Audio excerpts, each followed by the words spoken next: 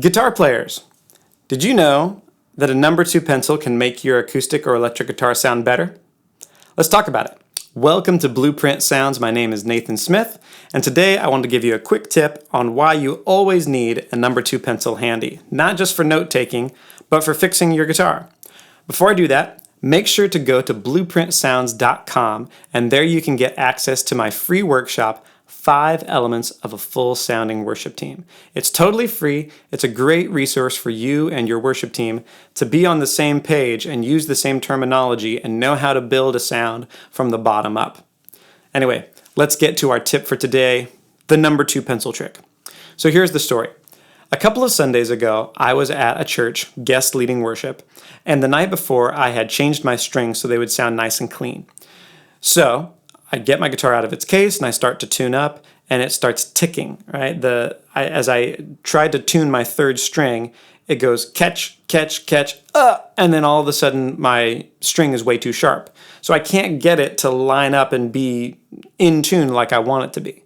So I think, no, I'm not in tune. And then I remember the number 2 pencil trick. So I'm going to cut to a different angle so you can see exactly what you do to make sure that your string can slide freely in the nut no matter what. All right, so here's how you do it.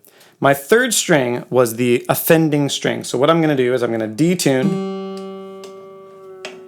until the point where I can safely and easily take it out of the nut. Then what I'm going to do is I'm going to take my pencil and just write and get some graphite into that notch on the nut, right? Then I'm actually going to take the pencil and I'm going to write on the underside of the string on both sides, a little bit before and a little bit after the nut. Then I'm going to drop that guy in there again and start to tune it up.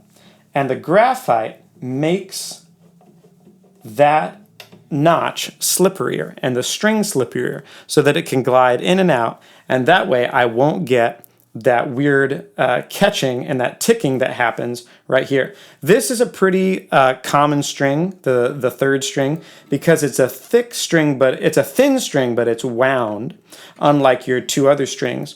But any string that gives you that problem, you can use the pencil trick, and all of a sudden your string will glide smoothly back and forth through that notch. All right, I hope that tip helps you, and I hope that you always keep a number 2 pencil handy in your gig bag, not just for notes, but for getting your strings unstuck in the nut. Hey, before I go, make sure to go to blueprintsounds.com and get access to my free workshop, 5 Elements of a Full Sounding Worship Team. It shows you how, no matter what song that you might be playing on Sunday morning, if you know what the 5 elements of a full sound are, you can dole those roles out to your teammates, and they can work together to produce a clear and full sound no matter what. All right, until then, God bless and goodbye.